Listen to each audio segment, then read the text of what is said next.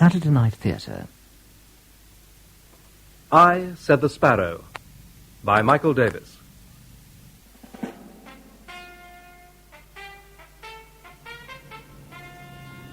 Fastjet 101, this will be a beacon approach, runway 26. The weather 220 degrees, 10 knots. Visibility 3 kilometers in light snow. 6 OKTAS at 800 feet. QNH 1014, AFV 1013, over. QNH 1014, QFE 1013, Fastjet 101. Fastjet 101, clear for straight-in approach. Report established ILS. Wilco, Fastjet 101. Mayday, mayday, mayday. Anchorage approach. This is Fastjet 101. We have an explosion. Rudder response nil. We're falling. We're falling.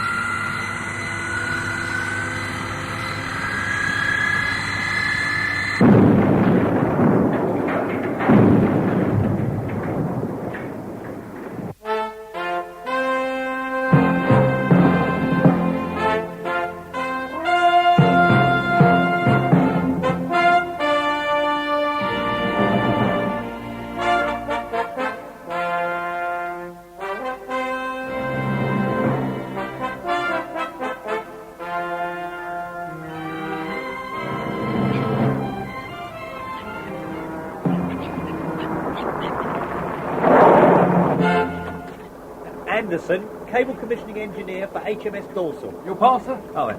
Thank you. Wait there. Excuse me. Yeah? Are you going to board HMS Dorsal? I am. Can I help you?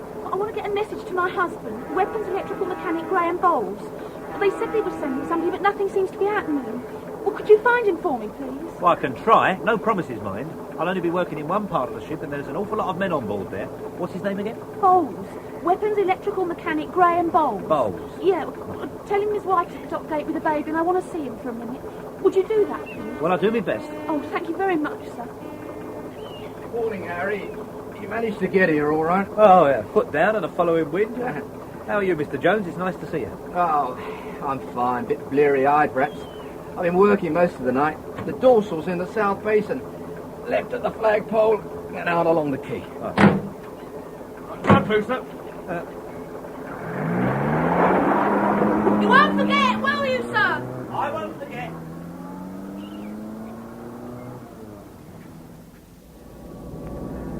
What was that all about? The girl? Well, she asked me to get a message to her husband. He's on board the Dorsal somewhere. God knows how I'm going to find him. Left here, is it? Left here. That's one hell of a black eye she's sporting. Isn't it just? Marriage does funny things to people, Harry. No, we're not designed for it. Oh, that's the dorsal right out at the end. My God, she's enormous. Yeah, there's 3 times as much again of her below the waterline. Huh? Your first nuclear submarine, is she? Yeah. I've done a couple of Oberon-class diesel electrics in the past, but this is my first nuclear job. Oh, it'll be interesting for you. Nukes are something else, Harry, me boy. How are things in South Wales? How's Dr. Hellman? Well, you're a bit out of touch, aren't you? Dr. Hellman left the company. Oh, really? Yeah, shortly after the upheaval over Harry Morgan. 3 months ago now. Oh, what company did you go to? She didn't. She packed the whole thing in and went home to Cambridgeshire. Now, how close can I park to this gangway?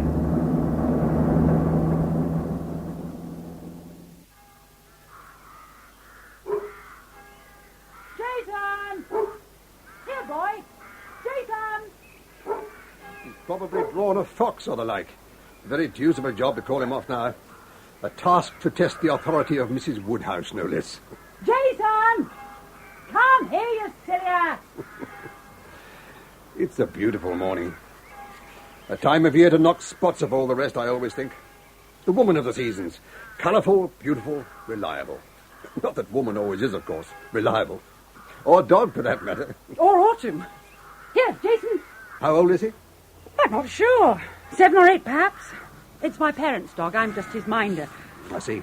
My father is the vicar of Kinford. It's his bell you hear tolling. Ask not for whom the bell tolls. It tolls for the vicar of Kinford. There's a good boy. What was it then? What were you after? The day begs company, Dr. Hellman. May I walk part of the way with you and your friend? Please do. You know my name. Please do forgive me, Dr. Hellman. Henry Maslin, Ministry of Defence Accidents Branch, PPTO. Principal Professional... Technical Officer, yes, I know. How do you do? How do you do? I journeyed to Cambridgeshire via Houston in Texas to see you, Dr. Hellman. You have? A young man lecturing at the university there suggested that I should. Perhaps you remember him, Nigel Morgan. Frank Morgan's son? Yes, of course. Jason, stay close now. How's Nigel enjoying America? Very much indeed. He returns to England tomorrow, somewhat reluctantly, one gathers. You've travelled a long way to see me, Mr. Maslin. May I ask why? The crash of the FJ-101, Dr. Hellman. You know, the aeroplane that came down in Alaska 3 months ago.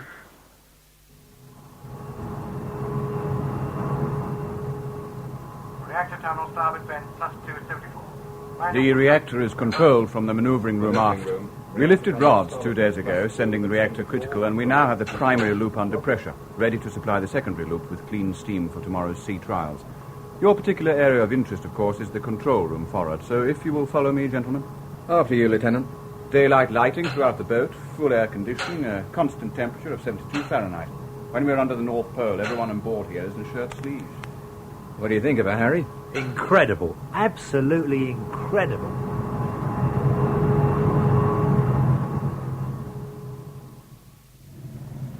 $800 gallons forward to aft, sir. Trim pump stopped and line secured. 800 gallons forward to aft. Trim pump stopped, line secured. Ready to start DFB. Bus loading.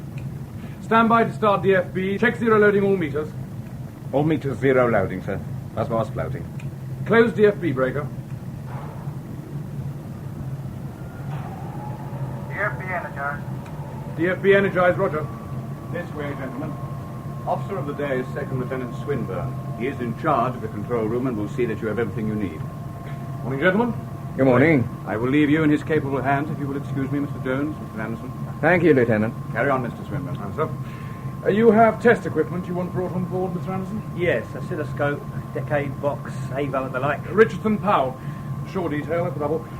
If you give these men your vehicle keys, Mr. Anderson, they'll see you're here on board. I'll go with you, lads. Oh, just one thing. How do I get a message to Weapons Electrical Mechanic Graham Bowles? His wife and kiddie are at the dock gate. She asked me to tell him that they're there. She'd like a word with them, if that's possible. Yes, we are aware of that situation, sir. I should leave well alone if I were you. Let welfare handle it. Of course, anything you say, Lieutenant. I just thought I'd mention it. Right, lads, lead the way. Let's get Operation High Tension Cable underway. I'll be right back, Mr. Jones. Okay, Harry. Sonar room. Sonar electrics running. Control. Control, one trial all-round sweep. Audible signal for trial run. Roger.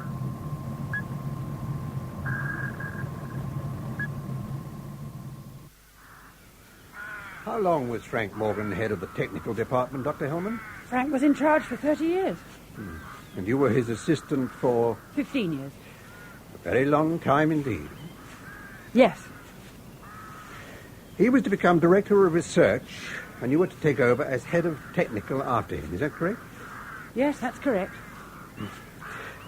Forgive me, Dr. Hellman, but it does seem a little odd that just when you are about to receive well-deserved and hard-earned promotion, that you should decide to resign in order to come and live here in what appears to be early retirement. What made you do that, Dr. Hellman? Actually, I'm working extremely hard. I'm writing a book on corrosion in aluminium alloys. Much needed. At least I hope it's much needed. Your managing director, Mr. Saunderson, told me that you retired because of ill health, that you suffered a nervous breakdown, in fact. I was quite ill for some time. Perhaps Mr. Saunderson saw what happened to me as a nervous breakdown. I don't know. Was any one event responsible for your breakdown? There is always the danger that in the absence of evidence to the contrary, that one will assume things that are simply not true. When Frank Morgan died, I no longer wanted to go on working in the place where I'd known my greatest happiness, Mr. Maslin. It isn't complicated or difficult to understand in any way. I simply resigned my job, that's all.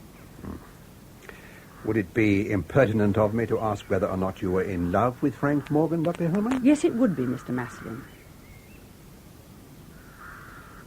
Yes, I was in love with him. And he with you? What has this to do with the crash, Mr. Maslin? Nothing and everything, everything and nothing. When I understand why a highly intelligent and successful man who has just been made a director of the company he has worked for all his life should suddenly decide to kill himself, when I understand that, Dr. Hellman, Frank Morgan's slate will be wiped clean and I will move on. Many hundreds of people across the world took their own lives on the same day that Frank Morgan did. Are you curious about all of them, too? Should any of them prove to have been technicians who contributed to the building of the FJ-101, yes. And especially if they killed themselves on the day following the air crash. In that case, I can assure you that Frank Morgan in no way contributed to the wrecking of that aeroplane. If you are sure of that, Dr. Hellman, then you must know why Frank Morgan killed himself.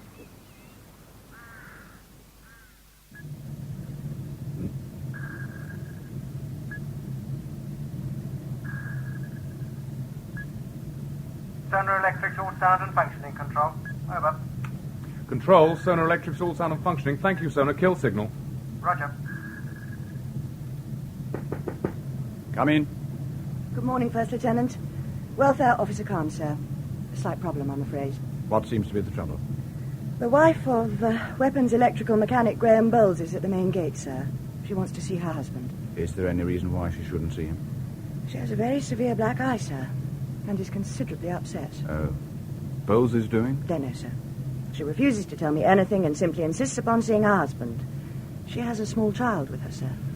Domestic problems cannot be allowed to thrust their way on board here. The boat is under sailing orders and we're all extremely busy. You must see to the problem and send the woman on her way. Yes, sir. I realise that Bowles cannot be allowed to leave his station, sir. I thought you should be made aware that he's possibly under some stress and you may wish to act accordingly. Thank you, Welfare Officer Calm. You can leave the matter with me. Thank you, sir. Coxswain is required in the wardroom. This is no use, Mr. Jones. I can't see a thing. Hold on, Harry. Can you stop number 1 hydraulic pump, please, Mr. Swinburne? Right. Number 1 hydraulic pump to rest. Now, Harry, what's the problem? Well, my oscilloscope screen is completely blotted out by electrical interference. If there's any electrical discharge through the cable insulation, then I've got no hope of seeing it. Look at it. It's like a television set with the aerial pulled out. Oh, I should have done this work weeks ago, before they switched in the computers and the radar and Lord knows what else. But is there a landline telephone on board? Yeah, because it's perfectly obvious I'm not going to finish commissioning this lot by lunchtime tomorrow. I'd better have a word with John Saunderson back at the ranch. Along the starboard alleyway, there's a telephone alongside the radio room. Oh, well, I won't be a tick. Your factory plant shutdown figures make sober reading, Saunderson. What's the matter? Are you missing the expertise of Frank Morgan and his sidekick, Dr. Hellman? I must admit they've left something of a gaping void in the technical department.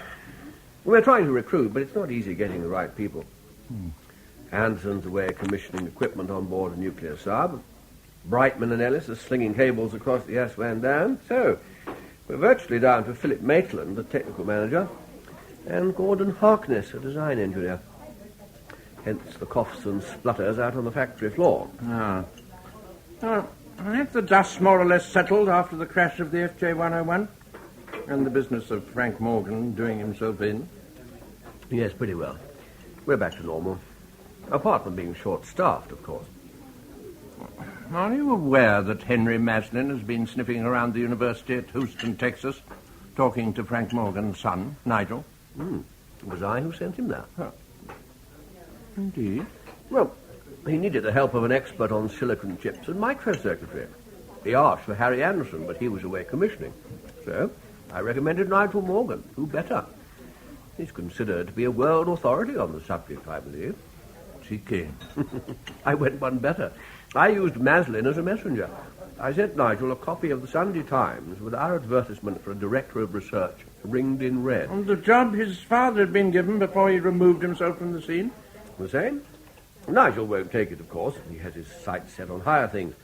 But I thought it was a good opportunity to show both he and friend Maslin that we've nothing to fear from either of them. Well, I'll say this much for you, Saunderson. You've got nerve. Thank you, Lord Glengower. I have been schooled by a master. Yeah, so you have, my dear chap, so you have.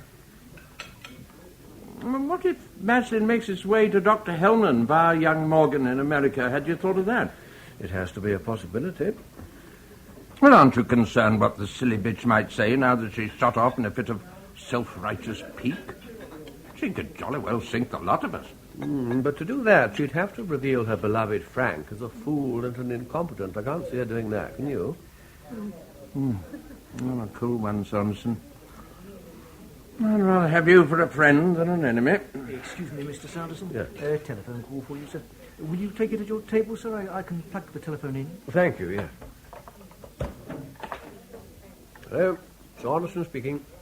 Mr. Saunderson? Harry Anderson, sir. I've got problems on board HMS Dorsal. One of the rules of international sabotage is that the moment a target has been hit, then some idiot or other is immediately on the phone telling the press and the world why he did it. Freedom for political prisoners in Outer Mongolia or some such. But not in the case of the FJ-101, Dr. Hellman. It's now 3 months since that aeroplane crashed, and so far no one has claimed responsibility. And we find that very worrying. Quite sure the plane was sabotaged? Oh, quite sure. No doubt about that at all. It was thought at first that rivet failure had caused the crash, but subsequently bomb fragments were found, and then pieces of the control mechanism that detonated the bomb, which, incidentally, I delivered to Nigel Morgan in America for his analysis. See. The thing that's causing us most concern is the fact that the FJ-101 was the first of 12 such aeroplanes being built here for delivery to Red China. The question we have to ask ourselves is, will the motive that prompted the wrecking of the FJ-101 also apply to the 102, and 3 and 4 for that matter? The man has to be found, Dr. Hellman. All this tranquility unused, and I've spent my life rushing hither and thither to prove heaven only knows what. What a wasted life I've led. I'm sure that your life has been anything but wasted, Mr. Maslin. Thank you, Dr. Hellman. Why did Frank Morgan kill himself? The inquest found that he'd been overworking, that he was apprehensive about his new responsibilities. He had admitted to me and to others feelings of great inadequacy. All this served to bring about a breakdown, and in that state of mind he killed himself. It was all extensively reported upon at the time, Mr. Maslin, as I'm sure you're quite well aware. There are numbered amongst my friends men who knew Frank Morgan well. Duncan Jones, for example, whose comment on the inquest finding was poppycock. In his estimation, Frank Morgan was built of rock. Even a rock will crack if you hit it. Hard enough, Mr. Maslin. Ah. Jason! Home now! Here, Jason! Isn't that interesting? Over there. See how the trees follow the line of the college roofs? Why should that be, do you suppose? Perhaps the trees are planted for their known potential height and chosen by a man of vision. Yes, that might well be the solution. It is true to say that there are no known mysteries, Dr. Hellman, only unknown answers. It's simply a matter of searching until we find out what the answer is. Are you free tomorrow, Dr. Hellman? There are other matters I would like to discuss with you. Yes, of course, if you wish. Trouble is, of course, in order to successfully fill in the missing pieces, others must also be involved. Would you be prepared to journey down to South Wales to attend a meeting at your old factory tomorrow afternoon? I will, if you want me to. Good. That's settled, then. I'll leave you to enjoy your walk, Dr. Hellman.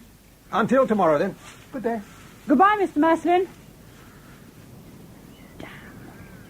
Double damn. God, hang about, Porky. Watch what you're doing with that bleeding screwdriver. Oh, sorry, Bowlesy. It sort of slipped. Like your fist did when it bashed into your missus's eye, like this. Oh, what's the matter with you? You daft or something?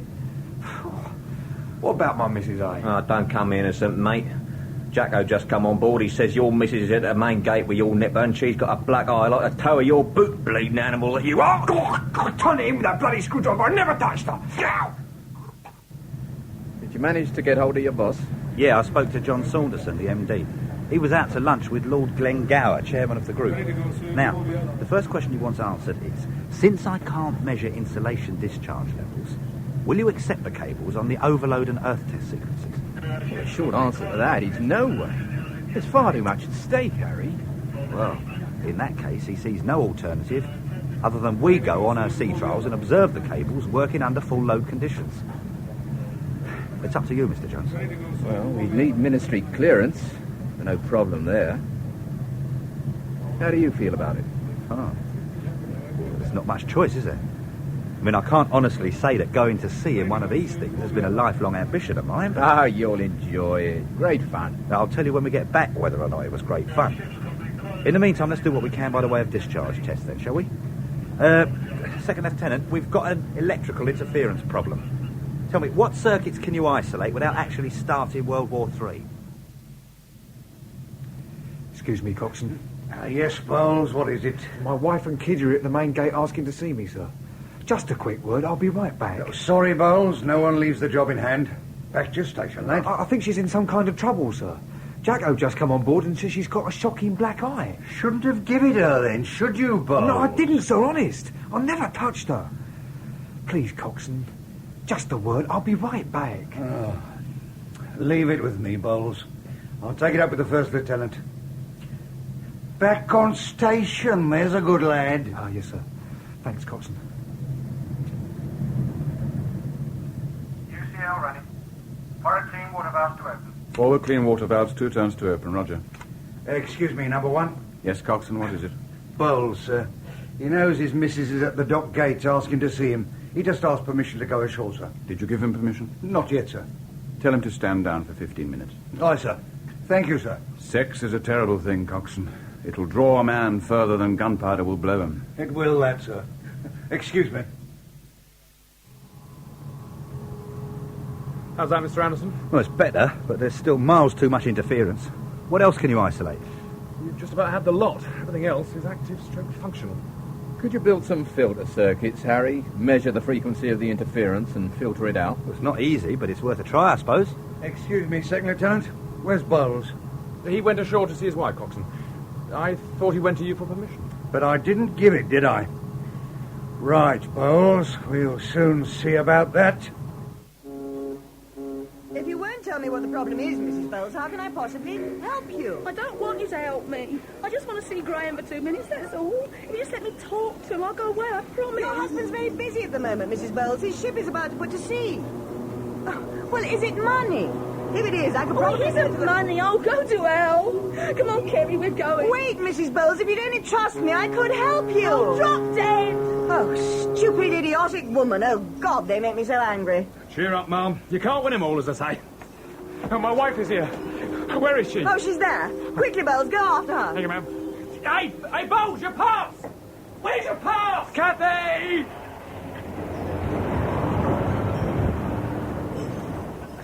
Graham. Hush now. It's all right. I've got you.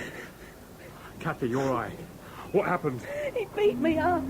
Help me, Graham, help me. It's all right, it's all right. I've got you.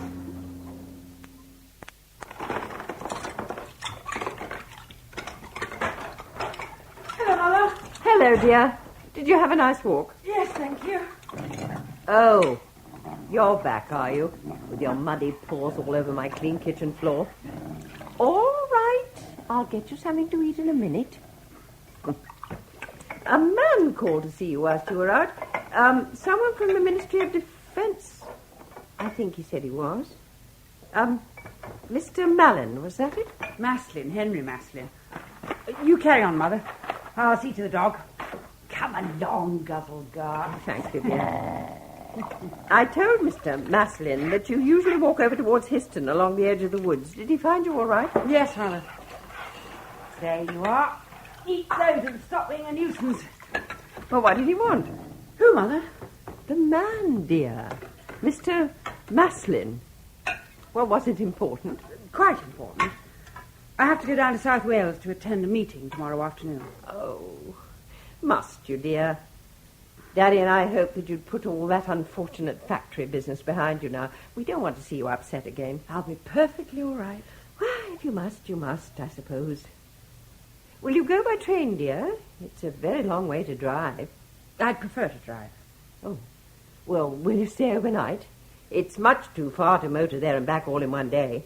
I have promised over and over again to go and see Frank Morgan's widow, Judith. Now might be a good opportunity. I'll stay there overnight if she'll have me. I'll just go and give her a ring. I don't know what your father will say, I'm sure. Please, Graham, go back to the ship.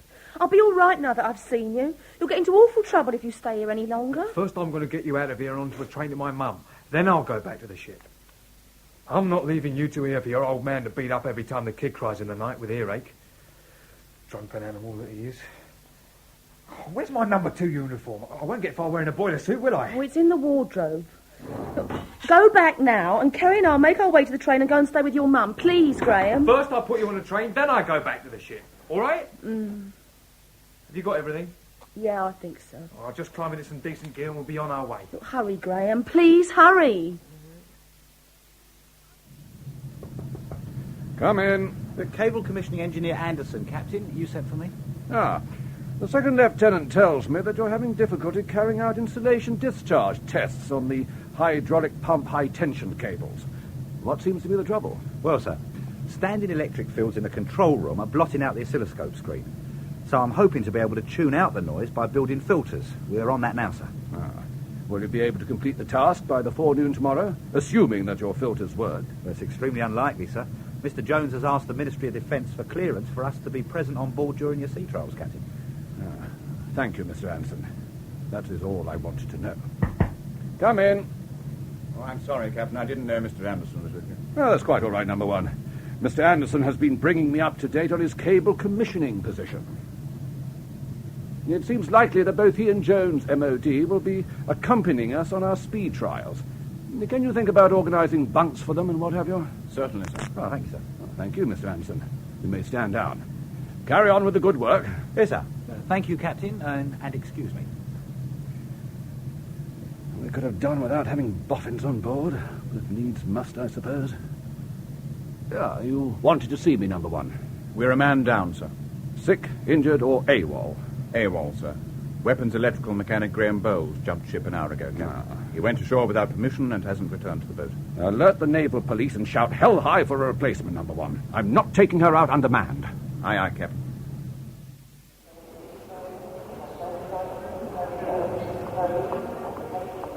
Here we are. A cup of tea and a sandwich for Mum, and an ice cream for you. How's that? How long since you've eaten? The baby had some cornflakes and a piece of toast for breakfast. I had a cup of tea and a fag. Oh, dear. Graham, I'm worried. You're going to get into awful trouble. It'll be all right. Stop worrying. I'll go back on board just as soon as I've got you two fixed up. What will I tell your mum about my black eye? You tell her the truth. Tell her what your old man did. Drunken swine that he is. How is your poor ear now, my handsome? God, Graham! What is it? Don't turn round. 2 naval policemen just come in. They're checking seamen's passes. Right, look sharp. On your feet, out through that door there. Don't hang about. Come on, son, never mind your ice cream. Daddy will buy you another one. Go on, quickly, Kathy, off it.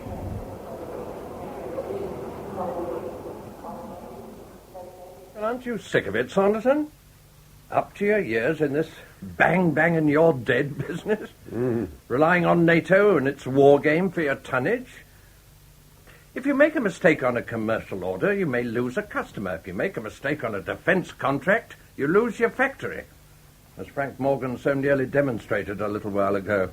I'd have thought the fright that man gave you would have sent you scurrying off looking for safer outlets for your product before the sod had closed over the old idiot's head.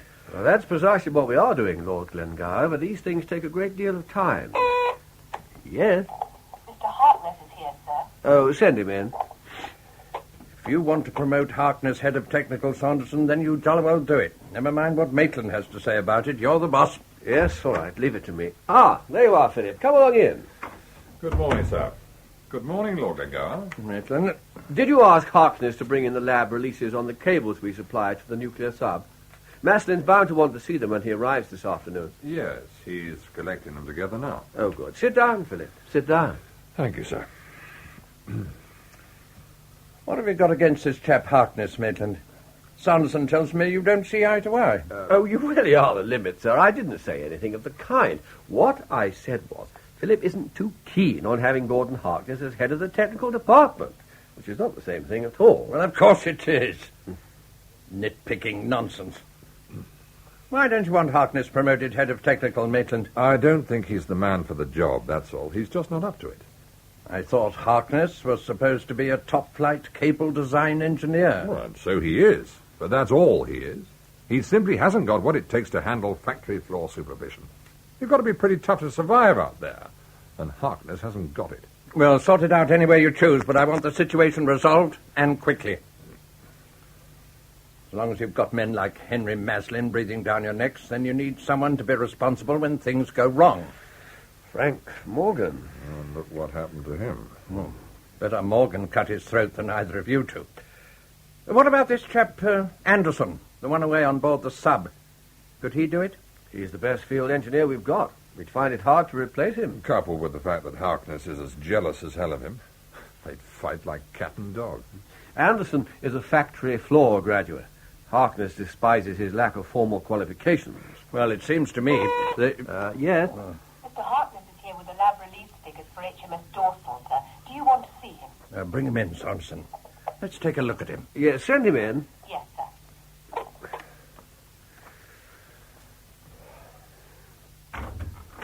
Come along in. And close the door. Are those the lab figures for the Dorsal's cables? Yes, sir. Oh, no use giving them to me, my dear chap. I wouldn't know a high-tension cable if I tripped over one. Give them to Sanderson. No, best show them to Mr. Maitland, Gordon. They're nearer his backyard than mine. Everything in its right place, Gordon. All in order. Everything appears to be within specification, sir. How much current carrying capacity over and above normal working loads do you build into such a cable, Mr. Harkness? Perhaps Mr. Maitland had better answer that, sir. I didn't design these particular cables. What was that?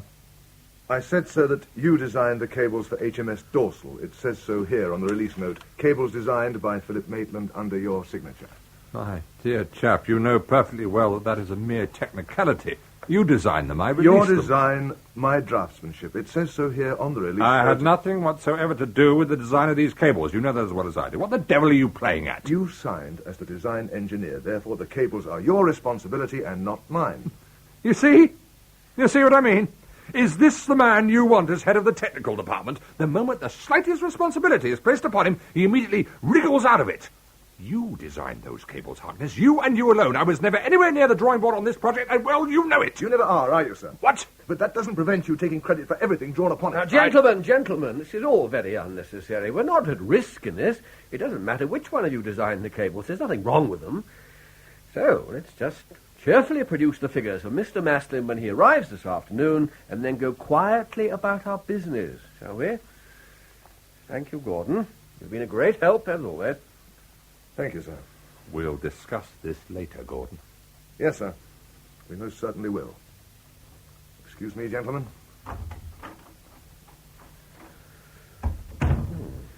Devious, lying little swine. He designed those cables. He knows damn well he did. Then why, may I ask, did you sign away the man's credit? If you ask me, Maitland, you jolly well got what you've been asking for. If this is the way you carry on. But surely, as technical manager, I am required to sign for such work. In that case, you must accept ultimate responsibility when the time comes and not wriggle out of it, as you so graphically accused Harkness of doing a moment ago. Can we get on, Sanderson? I've rather a heavy schedule ahead of me if I'm to be away by lunchtime. Yes, of course, Lord Glengar. Thank you, Philip. That'll be all. Keep me informed of any development on board HMS Dorsal. Yes, sir. If you will excuse me. Well. Fancy Harkness getting up on his hind legs like that. I didn't think he had it in him. One in the eye for Maitland. Serves him damn well right. Never did like the fella. I've a jolly good mind to crown it all by promoting Harkness head of technical and let Maitland pick the bones out of that. Only if it's very important, Mrs. Crawford. Lord Glengar and I are extremely busy. Dr. Hellman is here to see you, sir. Good Lord. Well, show her in, Mrs. Crawford. Show her in. Upon my soul. I thought we'd seen the last of the worthy doctor. Dr. Hellman, sir. Oh, what a truly wonderful surprise. Do come along in, my dear. Mrs. Crawford, coffee, right away. Certainly, sir. Come along in and sit down, Dr. Hellman. You're looking absolutely splendid. Fit again, are we? Yes, thank you, Mr. Saunderson. Good morning, Lord Glengar. It's nice to see you again. Thank you. You arrive in time to solve with the merest nod of your lovely head a problem we wise old men find insoluble, Dr. Hellman. And what might that problem be, Lord Glengar? Who is to lead us now that you are no longer here? We have one expert away and lost to us, at least temporarily. Another present and showing all the temperament of a prima donna. Oh, how we long for those tranquil days of yore when you were the head of the technical department. Frank Morgan was head of the department, Lord Glengar, not I. No, you were appointed head before Frank Morgan removed himself from amongst us, Dr. Hellman. The fact that you chose to remove yourself equally effectively before the appointment was ratified is no fault of ours. Return to work, Dr. Hellman. We sorely need you. The job of Director of Research is yours from this very moment, if you want it. Name your salary. My reasons for leaving are as valid now as they were the moment I left the company. I'm not here to seek my old job back again. I'm sorry. Then why are you here, Dr. Hellman? I'm quite sure that your visit has meaning and purpose. May we know what it is? I've been questioned by Henry Maslin and invited by him to attend a meeting here at this factory this afternoon. I believe that the meeting will take the form of a board of inquiry that will give Mr. Maslin plenary powers to make me answer questions I refused to answer yesterday. You are aware that he is on his way here now? We are, but we thought for an entirely different reason. And I thought this business of the FJ 101 was dead and done with, Saunderson. I'm afraid not. Far from it. What question did you have difficulty in answering yesterday, Dr. Hellman? Why Frank Morgan killed himself. If you're placed on oath, what will you do? I will have to tell the truth. You and Frank Morgan shared much in common, Dr. Hellman. Not least an expensive moral sense. Would you have me lie on oath, Lord Glengar? Madam, I tell lies every day of my life. I'm the father of a large and demanding family that would starve to death if I didn't tell lies in order to keep them alive. And what is this dreadful secret you are asked to keep? One small mistake by one addle-headed metallurgist that would have been over and done with and forgotten if the old fool hadn't killed himself because of it. But what of his inheritors, Dr. Hellman? We lesser folk who are not endowed with your perfect sense of right and wrong. Must this glowing, virtuous truth throw 3,000 men and women employed here out of work because you feel compelled to utter it? By all means, lie on oath, Dr. Hellman, if it injures nothing more valuable than your puny conscience. I will continue to try to avoid telling the truth.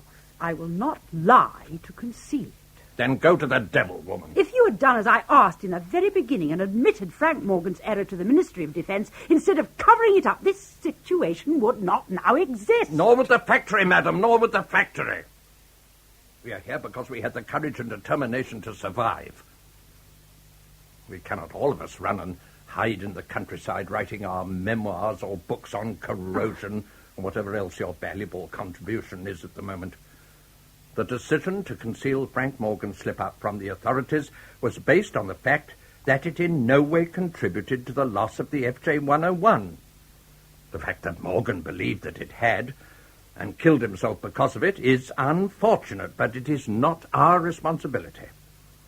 Once the decision had been made to carry on here as though nothing had happened, the situation became irreversible. There is no way back, Dr. Hellman. I will not accept that. No matter how tightly you lace up the system and no matter how diligent your overseers are, mistakes will be made. Every aircraft that ever crashed did so because of a mistake. With the one notable kind exception of the another. FJ-101, which was sabotaged.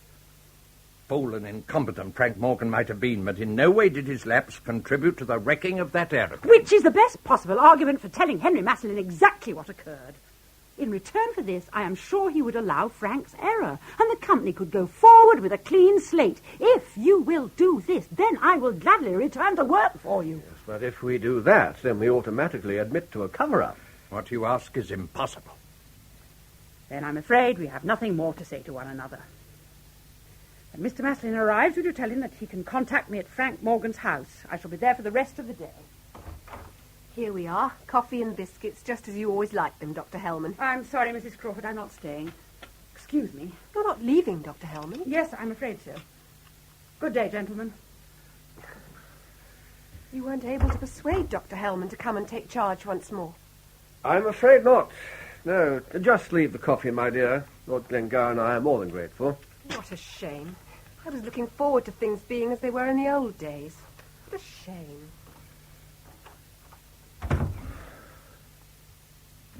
What do you think, Sanderson?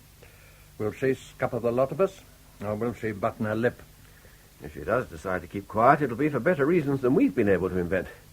She's a woman of considerable resolve, is Dr. Hellman. Who else is involved in this god-awful business? Well, Harry Anderson, who raised the incorrect procedure which Frank Morgan signed, he's away, so Maslin can't get to him. Harkness, who reproduced the incorrectly released material to facilitate the cover-up, so he's not going to give anything away, is he? And a lab girl called Helen, who uncovered the whole thing. A considerable area of risk there, I'm afraid. Being young and innocent and not yet corrupted by it all, she's quite likely to tell the simple truth, God help us all. Then someone had better put the fear of God into her. I think a word with Philip Maitland, don't you? Yes.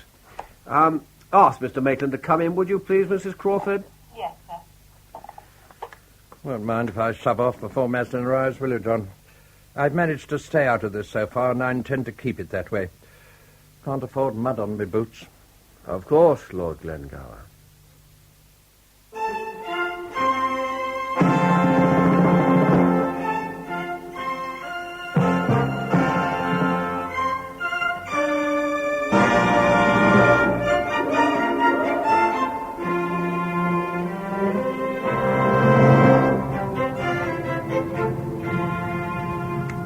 Harbour stations. Make your reports. Torpedo loading hatch shut and clipped. 4 clips. Bow cap checked shut. Number 1 main vent shut and cotted. Tube space ready for sea. Tube space ready for sea. Roger. Reactor space, make your report. Green steam in secondary loop. Reactor space ready for sea. Reactor space ready for sea. Roger.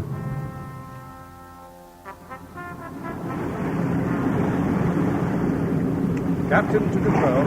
Obey telegraph. Single up fore and aft. Let go fore and aft. Starboard 20, slow ahead together. Starboard 20, slow ahead together.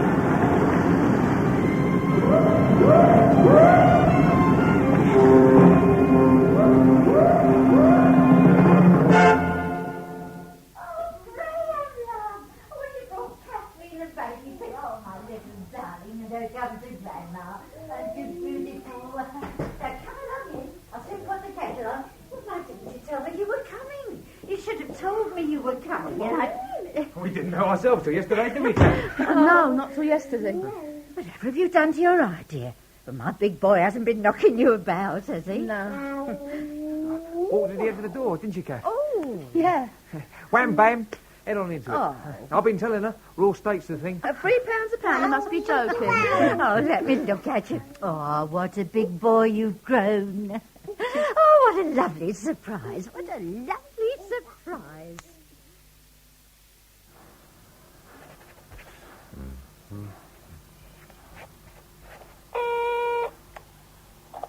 Helen is here, Mr. Maitland.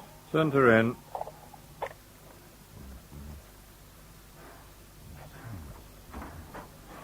Come in, Helen, and close the door.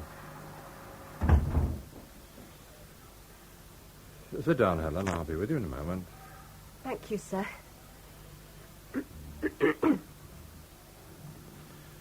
How long have you been with us, Helen? 4 years, sir. Long enough to know the laboratory record system pretty well, wouldn't you say? Yes, sir. And as senior laboratory assistant, you are responsible for the correct filing of all paperwork relating to the testing of material manufactured by this company. Yes, sir. Have you any idea what takes place at a board of inquiry, Helen? Questions are asked and answers are given, I imagine, sir. Precisely. Questions are asked and answers are given. For your information, we have every reason to believe that Mr. Henry Maslin of the Ministry of Defence will convene such a board of inquiry here at this factory this afternoon, where questions will be asked and answers will be given. And you, young lady, will not be shown in a very good light. Have I done something wrong, Mr. Maitland? Have you done something wrong? Good God, laboratory assistant, you were responsible for the incorrect filing of that disastrous release note. But I found it when I was checking the files, Mr. Maitland. That's what I was doing, making certain that everything was in its right place. To check everything at the time of filing would mean I'd have to file everything myself, which is impossible. I'm sorry, that's simply not good enough. I have to be responsible for other people. If they let me down, then I alone am held responsible. I will not tolerate buck-passing in my department. I'm not buck-passing. I'm simply stating that it is impossible for me to check everything at the moment of filing. I can only do that later and collectively. Argue all you like, young lady. The fact remains that if that release note had been correctly filed, then there's every chance that it would have been seen to have been made out to a commercial specification, and this mistake would have been realized before Frank Morgan signed it. None of this would have happened. It has to be a possibility, Helen. Why wasn't this brought up before? When Mr. Maslin was here at the time of the air crash, no one suggested that it was my fault that Mr. Morgan made a mistake. Why now, Mr. Maitland? Because no one asked then, Helen. But things could be very different here this afternoon. You know, the sad thing is that people like Mr. Saunderson and myself are going to have to tell lies in order to keep you out of very serious trouble, young lady. Now, that is something we will gladly do, Helen, because we realize what a good and splendid girl you are. If Mr. Maslin found out and we had to dismiss you, it would be a matter of the greatest possible regret to us all. Thank you, Mr. Maitland. It follows, of course, that if we hide the facts from Mr. Maslin in order to protect you, then you must also tell the same story. But I don't know what story I'm supposed to tell. This is what you've got to say. That Frank Morgan signed the release.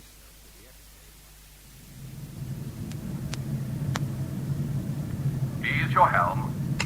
Ease your helm, sir. Sea stations, make your reports. Reactor maintain at critical. Clean steam stun at both engines. Control valves track 4 turns to open. UCL running. UCL running. Roger, manoeuvring room. Main vent uncutted. Main vent uncutted. Tube space vent uncutted. Tube space vent uncutted. Control space vent uncutted. Control space vent uncutted. Captain, sir, submarine opened up for diving. Q-tank flooded. Thank you, number 1. Go to the watch. Aye, sir.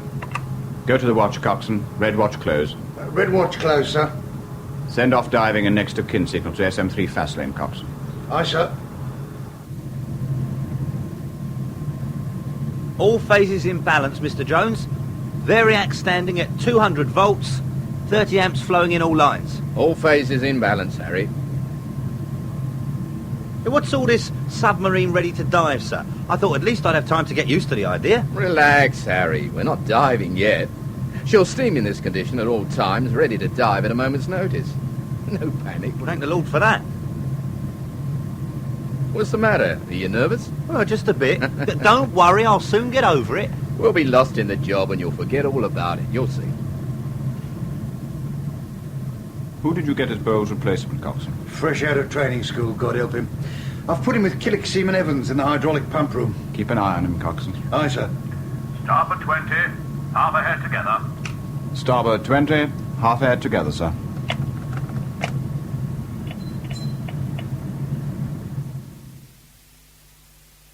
When did you get back from America, Nigel? 8 o'clock this morning. I went straight to a meeting at McEwen Aerospace, and then I drove down here immediately afterwards with Henry Maslin. I'm suffering from a severe case of jet lag. So forgive me if I'm slightly left of centre at the moment. Were you able to help over the bomb control mechanism Mr. Maslin delivered to you in America? Well, I was, inasmuch that I was able to tell them how the device worked. Whether or not that'll take them any nearer finding out who put the bomb in the aeroplane remains to be seen. I'm sorry now they asked me to do it. Why so? Because the exercise thrust an extremely uncomfortable thought to the front of my mind, and I'd rather that it weren't there. Oh. Can you tell me about it, Nigel? Less than half an ounce of explosive was used to make that bomb, Dr. Hellman. If someone set out to wreck the FJ-101, why not make a bomb worthy of the name, to make sure the plane would crash? I don't think the bomb was meant to wreck the aeroplane. I think it was meant to blow the heads off incorrectly manufactured rivets. How do you know about the suspect rivets? Pa told me. I was at home here, the day after the FJ-101 crashed. John Saunderson suspended Pa from work, sent him home pending the outcome of an inquiry. He stood where you're standing now, his arms full of books and papers and looking like a whipped dog. The head's very cross with me, he said. I had my knuckles rapped. I'd been sent home from school. I'm to stand in the corner wearing a dunce's cap till they find out what happened. He went on to explain about having accidentally released wrongly specified material that was used in the manufacture of the crashed aircraft. Minutes later, he shut himself in his study, and he cut his throat. I saw the whole thing happen.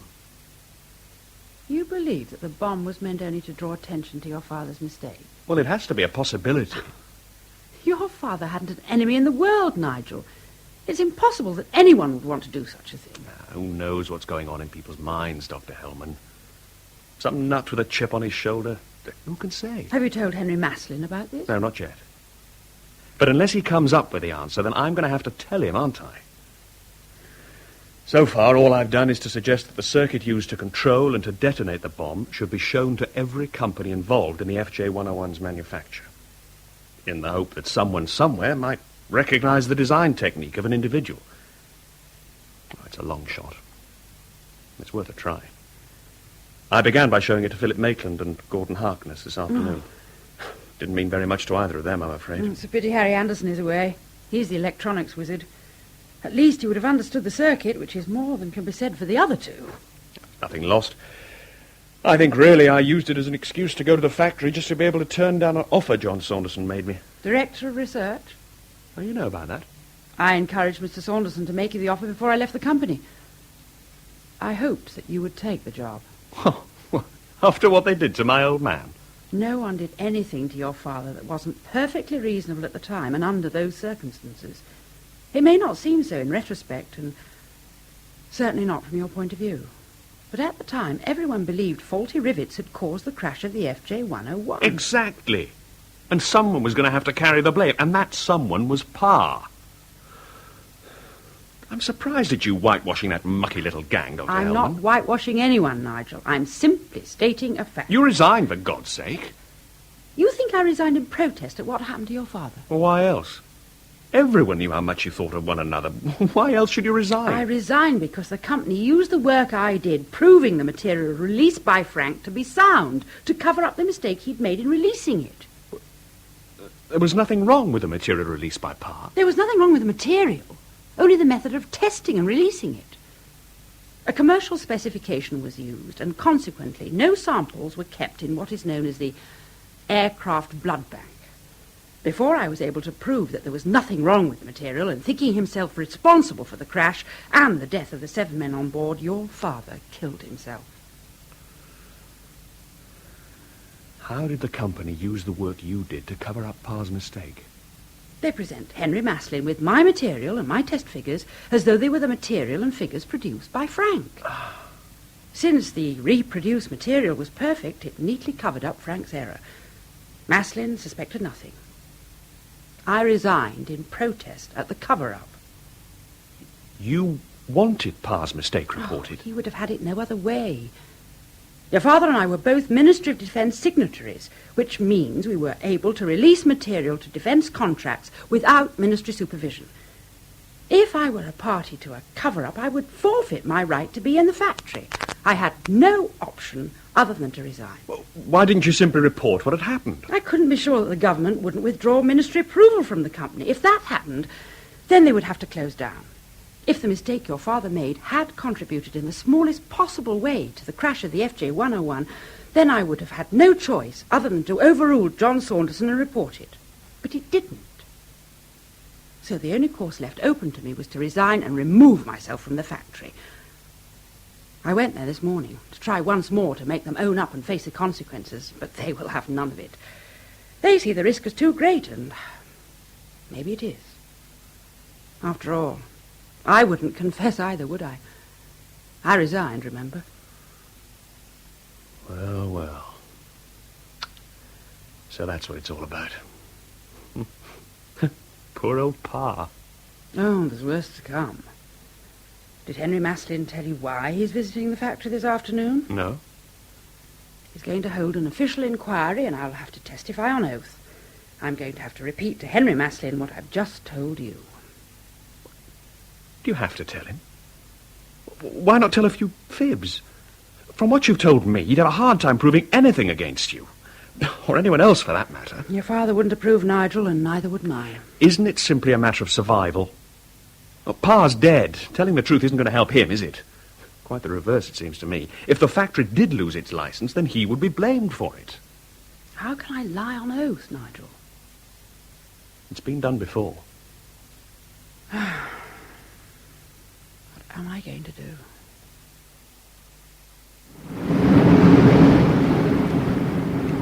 Prepare to dive the submarine. Submarine secure and ready to dive, Captain. All men below decks, secure the fin. Aye, Captain. Secure the fin.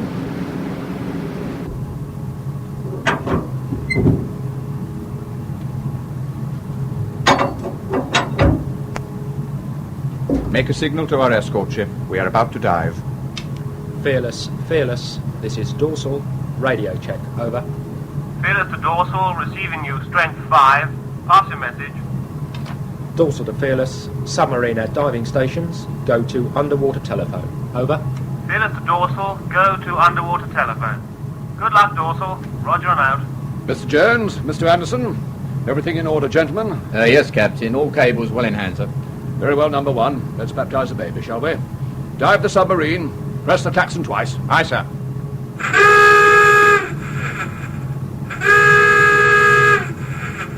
Dive the submarine to periscope depth. Open main vents. 5 degrees, bow down bubble. Main vents open, sir. Number 1 vent open. Number 1 vent open, roger. Number 7 vent open. Number 7 vent open, roger. Number 3 vent open. Number 3 vent open, roger. Number 5 vent open. Number 5 vent open, roger. 5 degrees, bow down bubble, sir. Roger, helm. Ticker to 10. 10 degrees, bow down bubble at 40 feet, sir. 1 all-round search on sonar.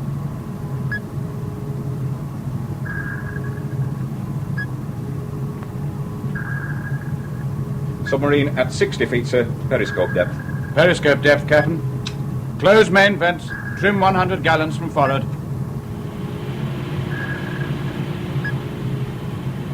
$100 gallons from forward. Trim pump running. Main vent shut, sir. Main vent shut. Roger, diving panel. Sonar all-round search clear, sir. All-round visual search clear, number 1. All-round sonar and visual search clear, sir. Report all stations. Tube space secure, sir. Tube space secure, roger. Hydraulic pump space secure, sir. Hydraulic pump space secure, roger. Manoeuvring room secure, sir. Manoeuvring room secure, roger.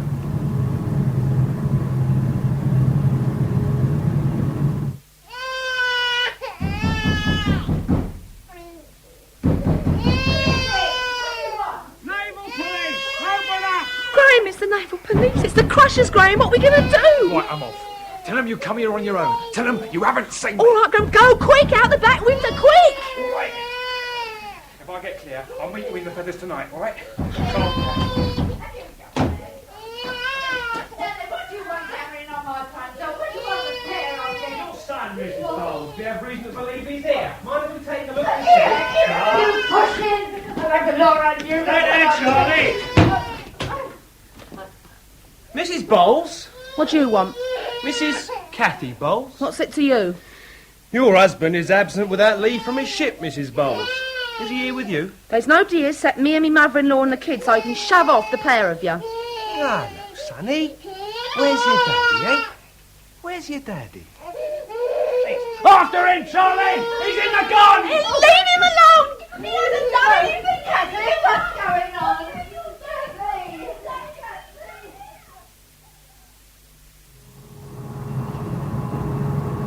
Take the submarine to 600 feet. Aye, Captain. Down periscope. Take the submarine to 600 feet, coxswain. Diving panel. Trim 100 gallons from aft. 10 degrees, bound down bubble. 100 gallons from aft. Trim pump running. Trim pump running. Roger. 10 degrees, bow down bubble at 100 feet, sir. Make signal to escort ship. I'm diving to 600 feet. We'll patrol at that depth. Quiet state. Dorsal to Fearless. Dorsal to Fearless. Come in, Fearless. Depth 200 feet, 10 degrees, bow down bubble. Fearless to dorsal. Pass your message. Dorsal to Fearless. And diving to 600 feet. We'll patrol at that depth.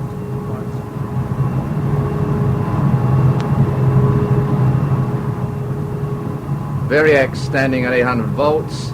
Current flowing 150 amps, all phases. Clamp resistance 50 microns. Flange temperature 63 degrees centigrade. That's too high, Mr. Jones. Depth 300 feet, 10 degrees, bow down bubble. We're nowhere near maximum current, Harry. The dive will take it to 3 times this rating. We're going to have to request reduced forward loading. Depth 400 feet, 10 degree bow down bubble. I've lost the resistivity reading. The galvo has shot off the scale. Reduce forward loading, Captain. Cable failure imminent. Reduce forward loading. 5 degrees bow down bubble, helm. Aye, sir. Cable down. Variac to 0. No answer on planes or steering, Captain. Hydraulic pump failure. Hydraulic pump failure. Put main vents in hand. Put steering vents in hand. Main vents in hand, sir. Steering panel. Report steering vents in hand. Over. 20 degrees, bow down bubble, Captain. No answer on the planes. I can't hold her, sir. No answer from the hydraulic pump space, Captain. This is the captain. Hydraulic pump space. What is your situation? Killing Seaman Evans injured in hydraulic pump space. I can't get the vents in hand. Get to it, coxswain. Aye, sir. Depth 1,000 feet, Captain. 20 degrees, bow down bubble. Fire red flare forward. Fire red flare forward. Red flare, gone, sir. Make a signal to the escort ship. Hydraulic pump failure, 20 degrees, bow down bubble at 1,000 feet. Endeavouring to put submarine in hand. Dorsal to Fearless. What the hell's happening here? Gillick Seaman Evans fell when he lunged forward, sir. Oh. He's unconscious and I can't shut the vents. Oh, come on, wind, lad, wind. Get these vents in hand! Red flare on port bow, Captain. Message from dorsal, Captain. They have hydraulic pump failure at 1,000 feet. 20 degrees bow down bubble. Put me on mic, signalman. On mic, Captain. Hello, dorsal. Hello, dorsal. This is Fearless. Message received and red flare sighted. Report your situation. Hello, dorsal. Hello, dorsal. This is Fearless. Come in, please. Over.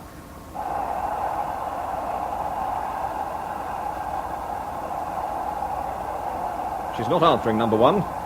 Signal to Commander SM3 Faslane. Red flare from dorsal.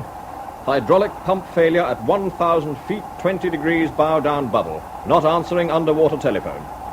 Position 58 degrees, 2 minutes north, 2 degrees, 15 minutes west.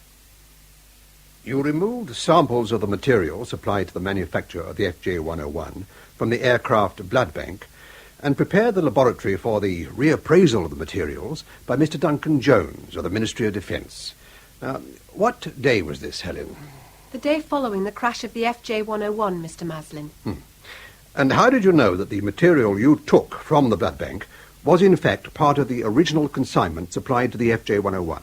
I compared the numbers stamped into the metal with the number on the material's release note. They were both the same. I see. And you signed the withdrawal form in the normal way? Yes, sir.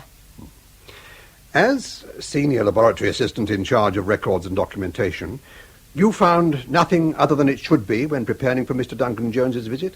No, sir. Everything was in order. Yes. Well, I think that gives a clear picture of the situation as you found it on that day, Helen. Thank you very much, young lady. You've been most helpful. Would you ask Dr. Hellman to come in, please? Yes, sir. Thank you, sir. Will you come in, please, Dr. Hellman? Sit down, Dr. Hellman. Thank you. Take the book in your right hand and repeat after me. I swear. I swear. That the evidence I shall give. That the evidence I shall give. Shall be the truth, the whole truth, and nothing but the truth, so help me God. Shall be the truth, the whole truth, and nothing but the truth, so help me God. Does the number 79/6/548902 mean anything to you, Dr. Hellman?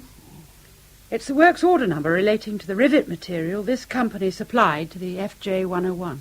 Quite so, Dr. Hellman. Quite so. Submarine answering planes and steering. We have an even keel at 1,500 feet. Trim the boat. Trim the boat. Stand by to blow tanks. Compressed air ready, sir. 20,000 pounds at the gate. Signal to escort ship. Submarine in hand at 1,500 feet, emergency power only. Cable insulation failure on hydraulic pump circuits. Submarine on even keel and ready to blow tanks. Situation contained.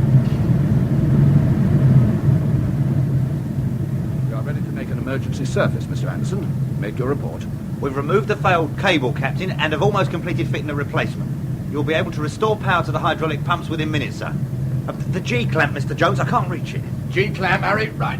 All stations, make your reports. Engine room secure. Engine room secure. Roger. Tube space secure. Tube space secure. Roger. Reactor secure. Reactor secure. Roger. Maneuvering room secure. Maneuvering room secure. Roger. Message from Commander SM3 Faslane via escort ship, Captain. Read the message, signalman. Report submarine secure. Return to surface and set course for base at slow speed. Surface and chopper backups dispatched. Commander SM3 Faslane. Signal to Commander SM3 Faslane. Submarine secure.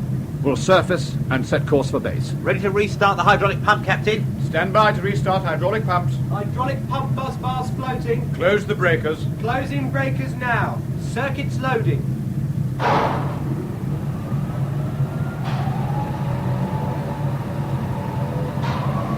Submarine answering planes and steering on hydraulic pump. 10 degrees up bow bubble. Take the submarine to periscope depth. A word with you, Mr. Jones and Mr. Anderson, as soon as you are free.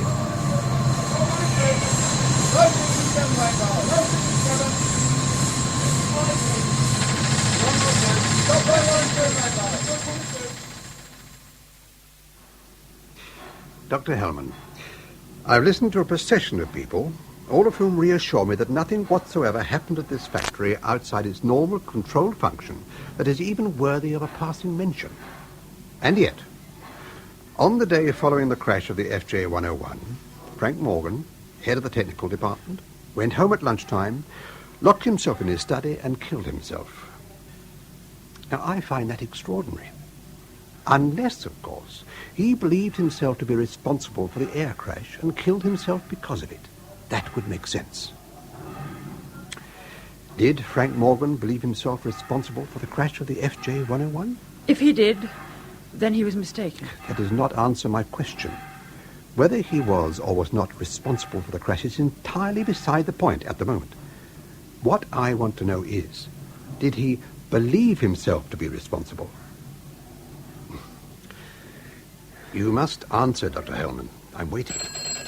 Excuse me. Yes?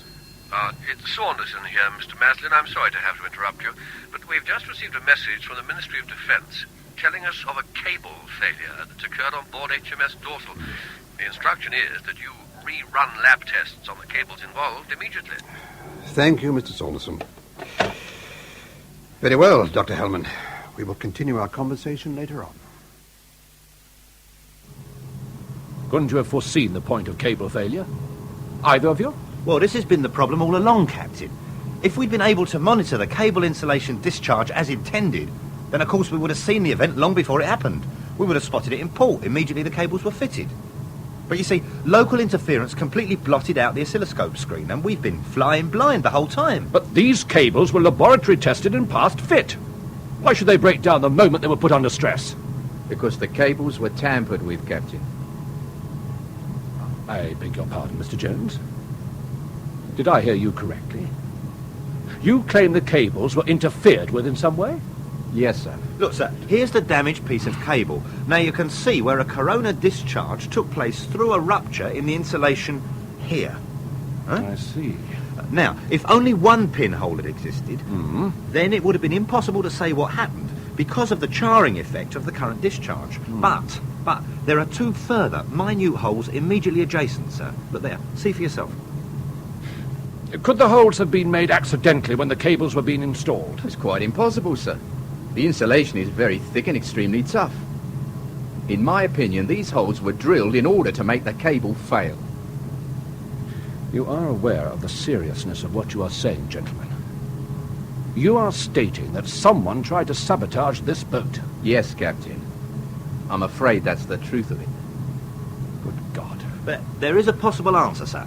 Now, the idea occurred to both Mr. Jones and myself independently, and we could be hopelessly wrong. I hesitate to say what's in our This is mind. no time to prevaricate, Mr. Anderson. Out with it, man. Say what you have to say. Well, all right then. When we were tied up alongside back in port, sir, we were assisted by two electrical mechanics, Phillips and Bowles. Now, they were quarrelling. Quarrelling? What about? Well, Phillips believed that Bowles had been knocking his young wife about. She was at the dock gate sporting a very severe black eye. I can vouch for the truth of that because I saw the girl and spoke to her myself. Look, Bowles was having difficulty getting permission to go ashore to see his wife.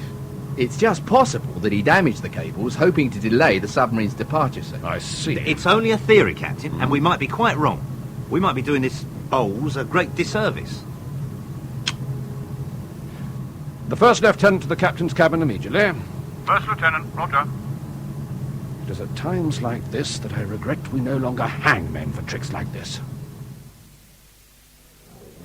What'll they do to you, Graham? Well, first they've got to catch me, ain't they? But when they do, what'll they do to you? Oh, make me write out 100 times I must not jump ship. Oh, and I'll have to sit through 16 showings of We Dive at Dawn. Graham, I'm worried. Kath, I don't care what they do to me. I'm at home here with you instead of out there with them. Whatever they dish out, it'll be worth it. I've had subs right up to here, Kath. I'm dead chocker, honest. Well, I thought you liked the Navy. Well, I used to once upon a time. Maybe I've lost my nerve, I don't know. All I do know is I didn't want to sail in the dorsal, and that's for sure. God, she gave me the creeps.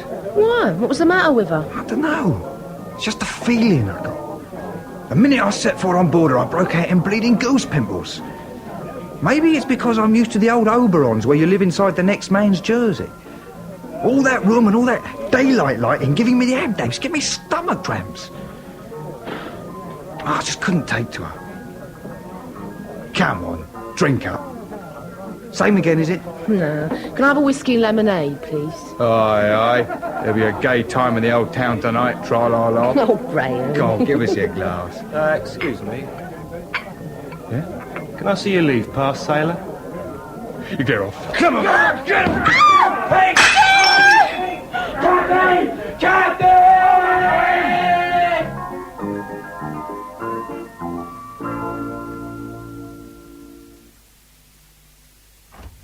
Just a few more minutes, Mr. Maslin, and the laboratory will be ready for you to start your reappraisal tests. I've explained the urgency of the matter to the test house people, and they've agreed to work through until the task is completed. Thank you, Mr. Saunderson.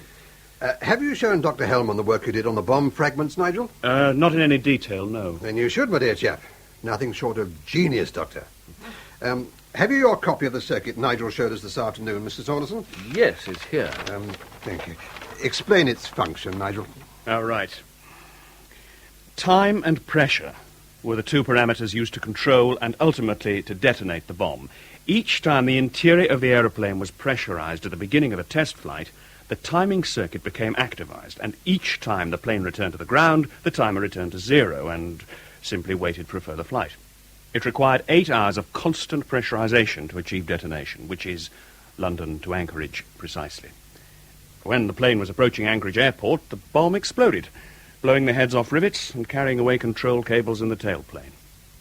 The pilot immediately lost control and the aeroplane tumbled from the sky. Here you see a cadmium microdot cell linked to a Schmidt-trigger timing circuit with a constant negative bias on the collectors. Now, this enables the pressure within the aircraft cabin... Oh, sorry. My gabbling. I've spent so much time studying this circuit that I imagine everyone's familiar with it. All right, I'll try again. You don't have to. I recognise the circuit. You've seen this circuit before, Dr. Hellman. Many times. An originally designed circuit is like a fingerprint. It can only belong to one person. If you know who designed this circuit, young woman, you know who put the bomb on board the FJ-101. That circuit is based upon a system used here in this factory to control extruder ram speeds. Frank Morgan installed those extruders. But he didn't design the control circuits. Who did design the control circuits, Dr. Hellman? Harry Anderson. Good God. I've been looking in the wrong place. It isn't the FJ-102 he's after. It's the nuclear submarine. I never touched the rotten cables! Oh, yes, you did, Bowles. The commissioning engineer on board HMS Dorsal has already told us how and why you did it. Honest to God, sir, I never touched the cables! Someone reached you, didn't they, Bowles? Someone worked your missus over and threatened to do it again and again unless you did as they asked. Isn't that the truth of it? No! Her father beat her up because the kid was crying. He tried to bash the kid and she stopped him. Ask her! Ask my wife, she'll tell you. I jumped ship, that's all I did. I never damaged no cables, sir. Honest to God, I didn't. You jumped ship because you knew when and where those cables would fail. You intended to send that submarine to the bottom of the sea. I couldn't. How could I? What if I tell you that all those mates you are so fond of are dead, Bowles? I don't believe you. When the cables you damaged broke down, the hydraulic pumps failed. Before they could put the sub in hand, she plummeted down past a crushed depth and 20,000 tons of water squashed that boat as flat as a beetle beneath your boots. Now, will you tell me who made you do it? No one! No one made me do it! You admit to acting independently, and for reasons of your own, you sabotaged HMS Dorsal? No, I didn't! I didn't! I jumped ship, that's all I did! Oh, please, sir, you've got to believe me. I didn't do anything to harm HMS Dorsal. All right. Put him on Admiral's charge. You can answer to the old man first thing in the morning.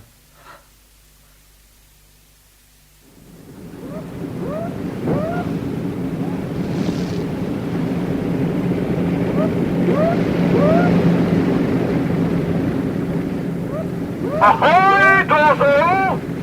Do you require any assistance? Submarine secure. No assistance required, thank you, Captain. Are you ready to form line astern and to proceed to base? We are ready when you are, Captain. Roger and out. Message from Commander SM3 Faslane, Captain. Thank you, Signalman. Good God. What is it, Captain?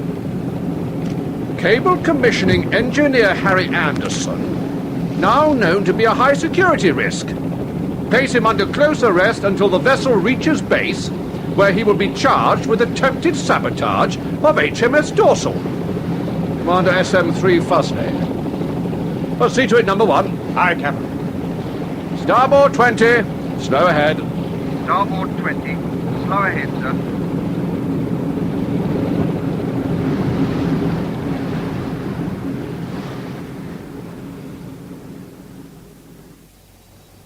Cable insulation discharged 9 picocolons.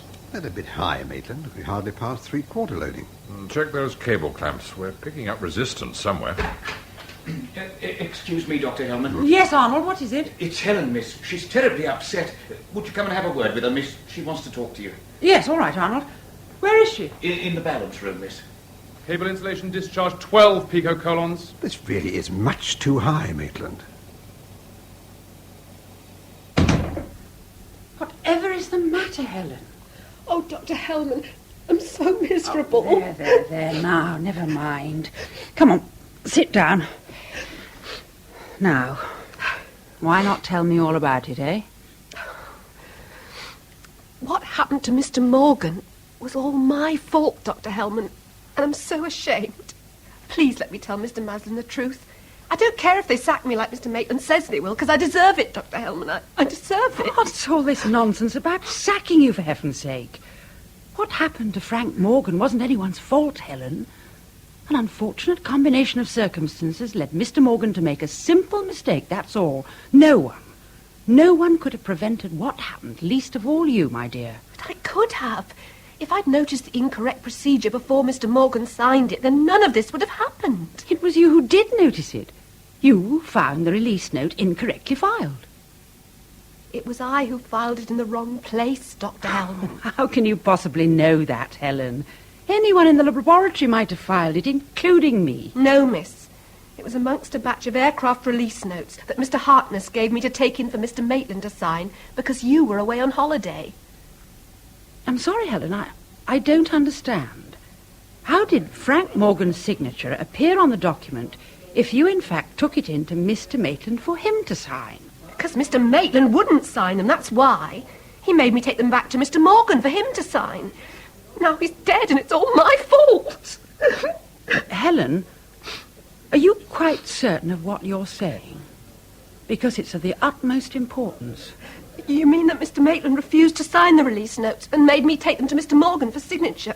Yes, Dr. Hellman, that's what happened. I want you to stop being upset and to think very carefully before you answer. When you brought the release notes back for Mr. Morgan to sign, did you tell Mr. Harkness what had happened? No, miss. The first anyone knew about anything being wrong was on the day the FJ-101 crashed, and I found the release note signed by Mr. Morgan. Oh, please let me tell Mr. Maslin the truth. I'm so ashamed. So you shall, Helen. So you shall. But first, I want you to tell Nigel Morgan what you've just told me. Wait here. Nigel, could you come in for a moment, please? Yes, of course. There's one hell of a row brewing out there. The cables supplied to the dorsal are failing because they're way under specification. And Maitland's signature's on the release note as design engineer. He's waffling like mad, trying to blame Gordon Harkness, but it won't wash. He signed and he's stuck with it. So, he managed to get him at the second attempt. Who managed to get who at the second attempt? You were right, Nigel. The FJ-101 wasn't meant to crash. The explosion was meant to draw attention to a mistake made here in this factory. An incorrect rivet procedure raised by Harry Anderson. Only the wrong man signed the release note. But Anderson bombed the FJ-101. He'd hardly want to draw attention to his own mistake. Anderson didn't bomb the FJ-101. Gordon Harkness did. He used a circuit designed by Anderson so that if anything went wrong, Anderson would get the blame, exactly as he has been blamed. He's already been arrested. So it wasn't my father he was out to expose? No, it was Philip Maitland. Harkness spotted an incorrect procedure raised by Harry Anderson. He sent it through for Maitland to sign. Unbeknown to Harkness, Maitland rerouted it for your father to sign, and this is entirely correct, isn't it, Helen? Yes, Dr. Hellman, that's what happened. This child was the unwitting pawn, moving paperwork about for Harkness, who was hell-bent on fixing both his rival, Harry Anderson, and his boss, Philip Maitland, who has robbed him of all credit all these years in this factory. But two things went wrong. The aeroplane crashed, and your father signed the release note. Maitland made Harkness accidentally kill your father, whom he adored. So, to settle the score for Pa, he designed substandard cables for HMS Dorsal and allowed Maitland to sign for them. He made pinholes in the cable's insulation so that Anderson would see the cables to be faulty during harbour trials, not realising that electrical interference within the submarine would blot out Anderson's oscilloscope, and the fault would go undetected until the sub was at sea and submerged. God. Dorsal all but suffered the same fate as the FJ-101.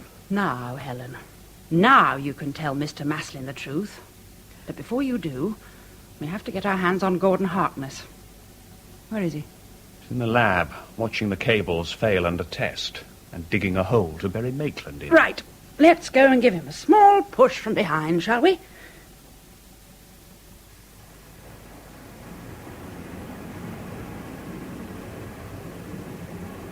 Ground control. Fastjet 102. Push back from stand. QLID 08. Over. Fastjet 102. Hold position. Fastjet 102. Clear to push back. Fastjet 102. Roger.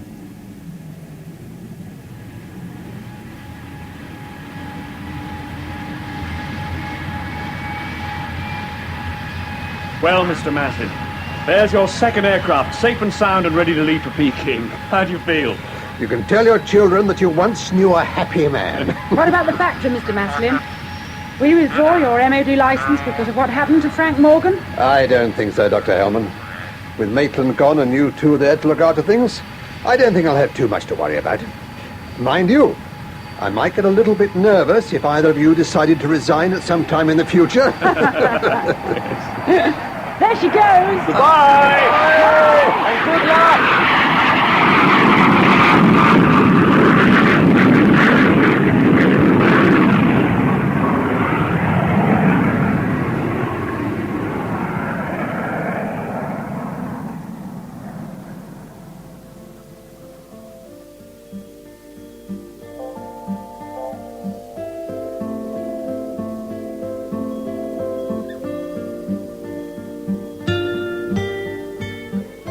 In I, Said the Sparrow, the cast was Dr. Rosemary Hellman, Shirley Dixon, Henry Maslin, Alan Dudley, John Saunderson, Peter Jeffrey, and Lord Glengower, Cyril Luckham. Dr. Nigel Morgan, Gareth Armstrong, Harry Anderson, Jim McManus, Duncan Jones, David Graham, Graham Bowles, Michael Maloney, Kathy Bowles, Teresa Stretfield, and Mrs. Bowles, Catherine Parr. Philip Maitland, Clifford Norgate, Gordon Harkness, Michael McStay, Helen, Tammy Ustinov, Mrs. Hellman, Pauline Letts, First Lieutenant George Parsons, Captain of Dorsal Gregory de Paulnay, Coxswain Ronald Herdman, and Wren Officer Khan Francis Jeter. Officer Swinburne David McAllister, Naval Policeman Andrew Seacombe, Captain of Fearless Crawford Logan, Signalman Spencer Banks, First Seaman Stephen Garlick, Second Seaman Hugh Dixon, and Lab Assistant Michael Tudor Barnes. Our acknowledgements to the captain and the crew of HMS Finwhale for their help during the making of this play. I, Said the Sparrow was written by Michael Davies. The play was directed by Jerry Jones.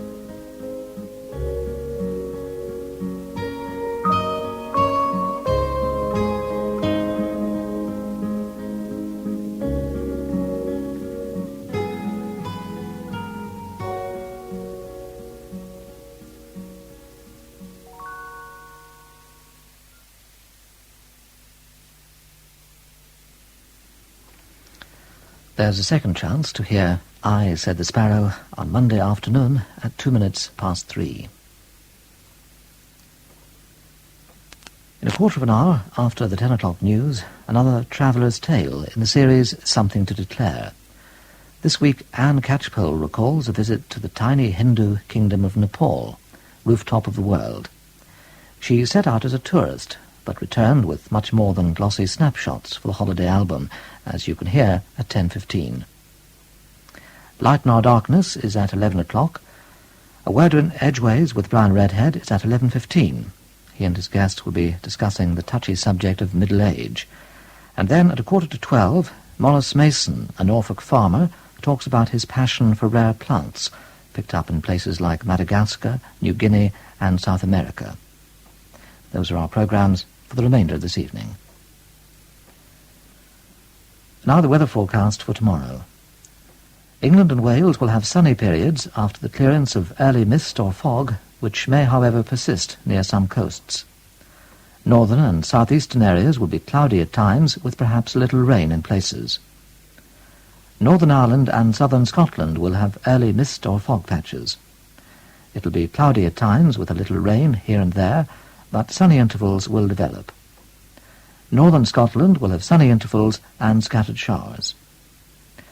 Temperatures generally will be a degree or so lower than today's.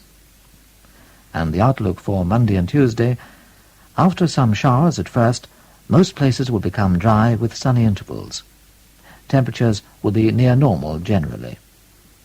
And that's the weather. This is Radio 4.